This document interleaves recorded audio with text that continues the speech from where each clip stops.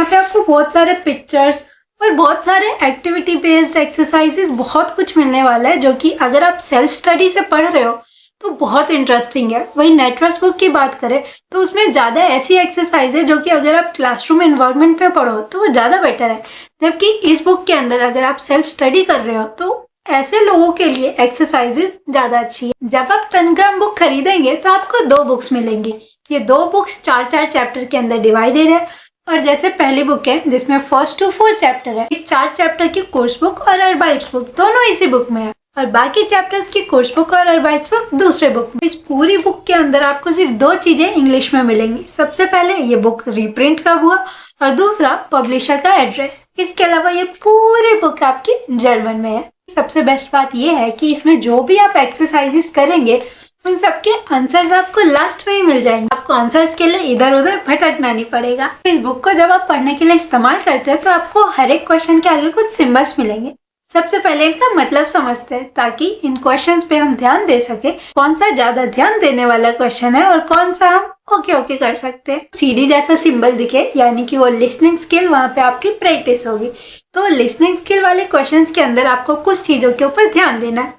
सबसे पहले आपको ध्यान देना है कि जब आप वो क्वेश्चन कर रहे हैं तो आपको एक्चुअली सुनना क्या है, कौन सी इंफॉर्मेशन चाहिए आपको। दूसरा, जब आप ऑडियो सुने तो ऑडियो में ध्यान दे कि बात क्या हो रही है, यहाँ पे कॉन्टेक्स्ट क्या चल रहा है। जरूरी नहीं है कि आपको वर्ड टू वर्ड समझ आए, बट आपको जस्ट मिल जाए कि यार चल क्या रहा है। यहाँ पे आपको ये वाला सिंबल दिख जाए मतलब कि वहाँ पे आपकी राइटिंग प्रैक्टिस होगी। और राइटिंग प्रैक्टिस में आपको डरना नहीं है, आपको जो आता है उसी के बेसिस पे आपको लिखना है। और राइटिंग प्रैक्टिस के अंदर आपको बस स्टार्टिंग में बेसिक चीजों के ऊपर ध्यान देना है, जैसे कि वर्ब की पोजीशन क्या है, की कॉन्जुगेशन क्या है, आप कौन सा फॉर्म इस्तेमाल कर रहे हैं, प्रोनाउन क्या होगा, ये छोटी छोटी चीजें। नेक्स्ट यहाँ पे आपको ये डिक्शनरी जैसा सिंबल दिखे यानी कि ये आपका वोकैब है, यहाँ से आपको इंपॉर्टेंट वर्ड्स मिल सकते हैं। इन सिंबल्स का ये मतलब है कि जो भी प्रैक्टिस करने वाले क्वेश्चंस है वो आपको यहीं पे मिलेंगे या कोर्स बुक में मिलेंगे। ये वाला सिंबल जहाँ आपको दिख जाए मतलब कि या तो आप कुछ डिफरेंट सीखने वाले हो, या तो यहाँ पे आपको कोई सीखने के लिए टिप दी जा रही है, या फिर आपको कुछ ऐसा इंपॉर्टेंट दिख रहा है जो कि आपके लिए जरूरी है याद रखना फ्लुएंट बोलने के लिए। और साथ में आपको मैं एक टिप देना चाहूंगी कि स्टार्टिंग से जो भी चैप्टर के अंदर आपको इम्पोर्टेंट रेडमेटल्स या फिर प्रॉपर फ्रेज मिले वो पूरा का पूरा आपको लिख लेना है और याद कर लेना है। जैसे कि एक सेंटेंस है, Ich habe das nicht verstanden. Entschuldigung, könnten Sie bitte langsam sprechen? तो ये सारे ऐसे फ्रेजेस है जो कि अगर आप सिचुएशंस में आओगे तो आप डायरेक्ट अगर सेम टू सेम यही बोल दो रट के बिना कुछ सोचे समझे तो आप एकदम सही और फ्लुएंट जर्मन बोल रहे हो।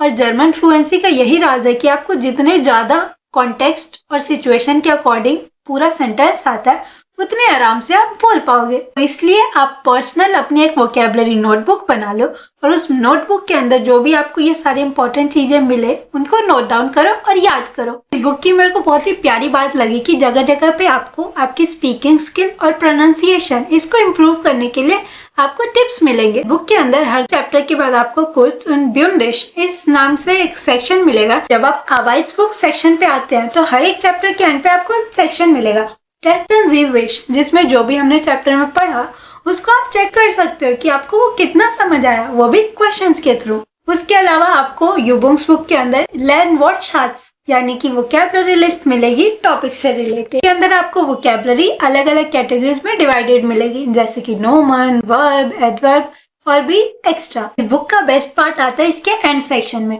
जब आप इस बुक के एंड पे जाओगे और ग्रामेटिक सेक्शन ओपन करोगे तो जो भी हमने अभी तक ग्रामर सेक्शन पढ़े हैं उसके आपको नोट्स मिलेंगे। वही नोट्स जो आप इधर उधर हर जगह कमेंट करोगे, ढूंढोगे कि कोई तो नोट्स भेज दो, आपके पास ये नोट्स आपकी बुक में। तो इस नोट्स के अंदर आप देख सकते हो कि सबसे पहले तो आपको आपकी स्पीकिंग स्किल इम्प्रूव करने के लिए पूरा 2 पेजेस के अंदर जितने भी इंपॉर्टेंट चीजें हैं जो कि आपको पता होनी चाहिए वो मेंशन है।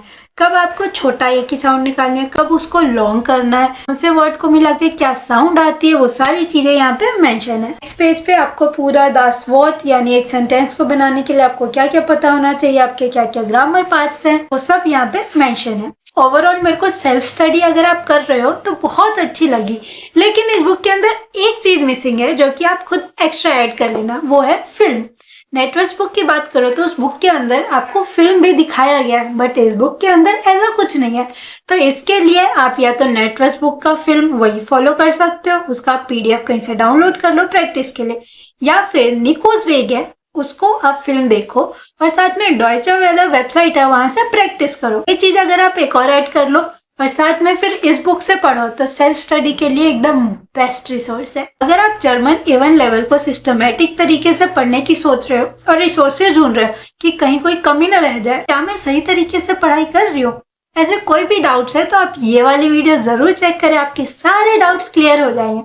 इसके साथ साथ आप ये वीडियोस भी देख सकते हैं बिकॉज यूट्यूब से आपको ये पसंद आएंगे।